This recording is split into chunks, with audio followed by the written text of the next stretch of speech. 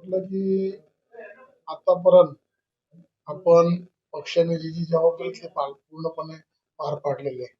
आणि आता कार्यकर्त्यांची सर्वांची मागणी आहे, सर्व कार्यकर्त्यांची आमची, की बाबा यावेळेला दादा आमचे दादा महापौर झाले पाहिजे. कारण त्याच्या मागचा विषय असा आहे की आतापर्यंत ही चौथी टर्म असेल माझी आणि निवडून आलेले आहेत. त्याच्या आधी कारभारी मॅडम असतील, त्याच्यानंतर जे आमदार आहेत ते सुद्धा निवडून आलेले आहे भागातून. त्यामुळे हा जो भाग आहे, पहिले पूर्वीचा जो भाग आहे तसा आता पॅनल पडलेला आहे. पहिले दुर्गड किल्ला, वाडेगर ते गौरीपारा, सह्याद्रीनगर होता हा भाग होता.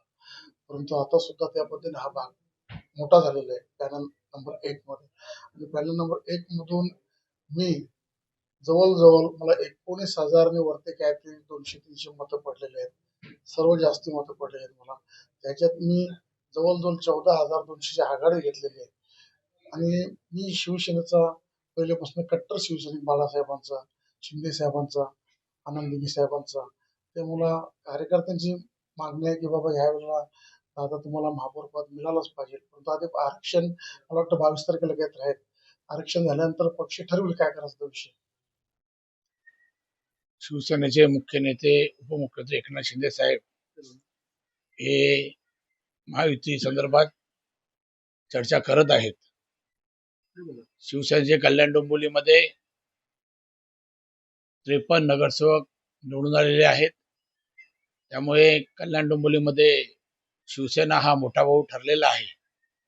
त्यामुळे शिवसेनेचा महापौर बसावा, महापौर ही शिवसैनिकांची प्रबळ इच्छा आहे. शिवसैनिकांनी त्याच्या पद्धतीची मागणी केलेली आहे. हे बघा, महापौर कोणाचा होणार काय होणार हे सर्व अधिकार एकनाथ शिंदे साहेबांकडे आहेत. त्यामुळे ज्या कमिट्या असतील त्याचा अधिकार सुद्धा एकनाथ शिंदे साहेबांकडे आहे. त्यामुळे ही चर्चा निरर्थक आहे की कोण महापौर बसणार, कुठल्या कमिट्या कुठं जाणार, ह्या पद्धतीची चर्चा निरर्थक आहे. देवेंद्र फडणवीस साहेब, रवींद्र चव्हाण साहेब, श्रीकांत शिंदे साहेब आणि एकनाथ शिंदे साहेब यांच्या चर्चेनुसार जे काय होईल ते लवकर आपल्या समोर येणार आहे. दुसरीकडे नगरसेवक संपर्कात ठाकरे गट कल्याणमध्ये आम्ही तरी वेगळा मानत नाही. ठाकरे गट हा शिवसेनेचाच अंग असल्यामुळे आमच्या जडणघडणी ज्या आहेत हे बाळासाहेब ठाकरे साहेबांच्या विचारसरणीने या ठिकाणी घडलेल्या आहेत. आम्ही सर्व बाळासाहेबांना मानणारा शिवसैनिक आहोत. त्यामुळे ठाकरे गट बाळासाहेबांना मानणारा असल्यामुळे आणि शिवसेनेचा शिंदे गट सुद्धा बाळासाहेबांना मानणारा असल्यामुळे आमचं भगवं रक्त एकच आहे. त्यामुळे ठाकरे गट आणि शिंदे गट असा मुद्दा येत नाही. किती नगरसेवक संपर्कात? हे बघा, ठाकरे गटातले जे नगरसेवक आमच्या संपर्कात आहेत ते संपूर्ण बाळासाहेबांचे शिवसैनिक आहेत. आणि म्हणजे शिंदे साहेब आणि उद्धव साहेब हे सुद्धा बाळासाहेबांचेच आहेत. त्यामुळे जे आमच्या संपर्कात आहेत ते आहेतच. ते तुम्हाला महापौर निवडणुकीमध्ये माहीत पडेल की कोण कोणाच्या संपर्कात आहे. जोपर्यंत महायुतीची चर्चा सुरू आहे तोपर्यंत ह्या विषयावर बोलणं बरोबर नाही. हे बघा, गटनेता ठरवण्यासाठी संपूर्ण संख्याबळ असावं लागतं. ते संख्याबळ कोकण भवनमध्ये त्याचे संख्याबळ दाखवावं लागतं. त्यामुळे नगरसेवक त्या ठिकाणी सह्यानुसार तिथे हजर राहावे लागतात. त्यामुळे जे नगरसेवक या ठिकाणी उपस्थित नसतील, गैरहजर असतील, त्यांच्यासाठी त्यांनी नोटिसा काढल्या असतील, हे कायदेशीरच आहे ना. त्यामध्ये गैर काय? 22 तारखेला महापौर आरक्षणाबाबत निर्णय आहे. जसं आरक्षण पडेल तसे महापौरांचे गणित सुद्धा बदलेल. आता सर्वजण गुडघ्याला बाशिंग लावून महापौर पदासाठी इच्छुक आहेत. आरक्षणानंतर कोणाचं महापौर बसेल, कसा बसेल हे एकनाथ शिंदे साहेब आणि देवेंद्र फडणवीस साहेब ठरवतील. आणि एकंदरीत शिवसेनेला भेटलं तर तुमच्या पत्नीची देखील चर्चा सुरू आहे या ठिकाणी. काय वाटतं की तुम्हाला इच्छा आहे का की ते महापौर पदावर? शिंदे साहेबांनी ठरवलं तर सर्व होणार आहे. आता माझी पत्नी जर अस्मिता मोरे नगरसेवक झाले असतील तर ते 3ऱ्या टर्मला निवडून आलेले आहेत. त्या जुन्या आणि अनुभवी आहेत. माझं एक टर्म झालेलं आहे, म्हणजे मोरे कुटुंबाकडे 4था टर्म या ठिकाणी निवडून आम्ही आलेलो आहोत. त्यामुळे ज्येष्ठतेनुसार अस्मिता मोरे या सुद्धा इच्छुक असू शकतात. त्यामुळे महिला आरक्षण जर पडलं अस्मिता मोरे सुद्धा इच्छुक राहू शकतात आणि शिंदे साहेबांनी त्यांना जर कॉल दिला तर नक्कीच महापौर अस्मिता मोरे होऊ शकतात. वरिष्ठांची काय चर्चा झाली आम्हाला काही कल्पना नाही.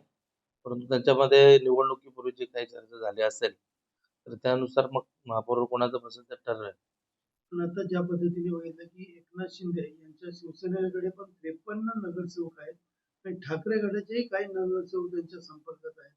त्यामुळे कुठेतरी अशी चर्चा सुरू होती की त्यांना त्यांचा महापौर बसवायचा आहे. परंतु आमच्या पक्षाकडनं तर अजून असं काही हालचाली चाललेलं दिसत नाही, कारण त्यांचं काहीतरी ठरलेलं असेलच, जेणेकरून की भारतीय जनता पार्टीचा महापौर बसेल असंच ठराव झालेला असेल. कारण आमच्या एकाही नगरसेवकाला कुठे अज्ञातस्थळी हलवण्यात आलेलं नाही. आमच्या नेत्यांचा आमच्या सर्व नगरसेवकांवरती विश्वास आहे. दुसरीकडे पाहिलं तर तुम्ही ज्या पद्धतीने आता शिवसेना सोडून भाजपमध्ये आलात आणि या ठिकाणी आल्यावरती तुमचं काय मत आहे की या ठिकाणी महापौर नेमका कोण? नक्कीच आम्ही कमी सीट लढून पण आमचा स्ट्राईक रेट जो आहे तो जास्त आहे. त्याच्यामुळे भारतीय जनता पार्टीचा महापौर बनला पाहिजे. महायुतीचाच महापौर बनला पाहिजे आणि वरिष्ठ आमचा निर्णय घेतील. महायुतीच्या माध्यमातून भारतीय जनता पार्टीचा महापौर इथे कल्याण डोंबिवलीमध्ये बसेल. आणि काय नेमकी? महायुतीला स्पष्ट बहुमत असल्यामुळे इतर कोणाची गरज लागेल असं मला वाटत नाही. तर त्यांची स्ट्रॅटेजी काय आहे ते आम्हाला काही लक्षात येत नाही. परंतु महापौर हा महायुतीतच बसेल, युतीमध्ये बसेल. ज्या पद्धतीने नाही, भारतीय जनता पार्टीचा महापौर झाला पाहिजे अशा प्रकारची भूमिका मी पहिल्यापासून मांडतोय. ती भूमिका माझी आज पण आहे. त्या संदर्भातला निर्णय पक्षश्रेष्ठी घेतील. मुळामध्ये कुठलाच कोणाला पळवापळवीची गरजच नाहीये, कारण भारतीय जनता पार्टी आणि शिवसेनेला क्लिअर मॅन्डेट आज कल्याण डोंबिवलीतल्या जनतेने दिलेला आहे. त्याच्यामुळे जमावजमावी करण्याची गरज नाहीये. उबाटा मनसेचे नगरसेवक घ्यायची देखील गरज नाहीये. पण उलट मनसे आणि शिवसेने उबाटाचे नगरसेवक हे स्वतः भाजप आणि शिवसेनेच्या संपर्कात आहेत की आम्हाला तुमच्यासोबत यायचंय. कारण काय, आज एवढ्या मोठ्या संख्येने भाजप शिवसेनेचे नगरसेवक निवडून आलेले, महापौर होणार, सगळी पदं मिळणार. मग यांची कामं जी आहेत, यांची बांधिलकी बिचारायची ठीक आहे, उबाटावरच्या तिकीटावर निवडून आलेले आहेत, पण आज विकासाकरता त्यांनी जी आश्वासनं दिलेली आहेत ती आश्वासनं पूर्ण करण्याकरता यांना कुठला तरी पक्षाचा आधार घेणं गरजेचं असल्यामुळे बहुधा ते भाजप आणि शिवसेनेच्या संपर्कात आहेत. आपल्या नगरसेवक आमच्या संपर्कात नाहीत. त्यांचे काही कार्यकर्ते, हितचिंतक, परिवारातले लोक आम्हाला सांगतात की आम्हाला भाजपबरोबर जोडायचंय. पण मुळामध्ये आम्हाला आता कुठल्या प्रकारे युतीमध्ये गोंधळ किंवा कन्फ्युजन निर्माण करायचं नाहीये. पण आम्ही एकाही नगरसेवकाला एंटरटेन करत नाही आहोत, त्यांच्या परिवारातल्या लोकांना एंटरटेन करत नाही आहोत. कारण भारतीय जनता पार्टी शिवसेनेची क्लिअर मेजॉरिटी आज कल्याण डोंबिवलीतल्या जनतेने दिलेली आहे. मुळामध्ये अजून नेत्यांच्या बैठका झालेल्या नाहीयेत. ते बार्गेनिंग म्हणजे काय, 2.5 वर्ष महापौर बीजेपीचा, 2.5 वर्ष महापौर सेनेचा, स्टँडिंग कमिटी पदही समसमान मिळाले पाहिजेत, सभागृह नेता मिळाला पाहिजे, अशाच प्रकारच्या मागण्या असतात. त्याच्या व्यतिरिक्त आणखी बार्गेनिंग काय असू शकतं त्याच्यामध्ये? ही स्वाभाविक आहे. आणि नगरसेवक जे निवडून आलेले आहेत आज जवळजवळ आमचे पण 50 आहेत, त्यांचेही 53 आहेत. त्याच्यामुळे बार्गेनिंगचा विषय नाहीये, हा अंडरस्टँडिंगचा विषय आहे. आणि या पूर्ण महाराष्ट्रामध्ये भाजप शिवसेनेची युती जनतेने क्लिअर कट मॅन्डेट दिल्यामुळे मला वाटत नाही कुठे काही कोणत्या प्रकारची अडचण निर्माण होईल. कोणत्या ठिकाणी झाली? नाही, असं नगर परिषदेच्या बाबतीत काही ठिकाणी झालं, तिथे युती नव्हती. युतीनंतर निवडणुकीनंतर काही गोंधळ झाल्यात निश्चितपणे. पण आज युतीमध्ये या सगळ्या निवडणुका ज्या ठिकाणी झालेल्या आहेत त्या संदर्भातला विषय असून देत किंवा आता निवडणुका झाल्यानंतरचा निर्णय असा झालेला आहे की सर्वात जास्त नगरसेवक जिथे असतील त्यांना संधी महापौर पदाची ही मिळणार आहे. अशा प्रकारच्या गोष्टी आम्ही ऐकतो. आम्हाला अजून कोणी अधिकृत कोणी सांगितलेलं नाहीये, पण अशा प्रकारच्या गोष्टी आम्ही आमच्या काही नेत्यांकडनं, काही स्थानिक नेत्यांकडनं आम्हाला ऐकवत आहेत. त्यांना महापौर 2.5 वर्ष दिलं तर आम्हाला स्टँडिंग कमिटी चेअरमन मिळावं ही आमची माफक अपेक्षा या संदर्भातली आहे. लोकशाही मराठी ऐका, पहा, जागरूक रहा.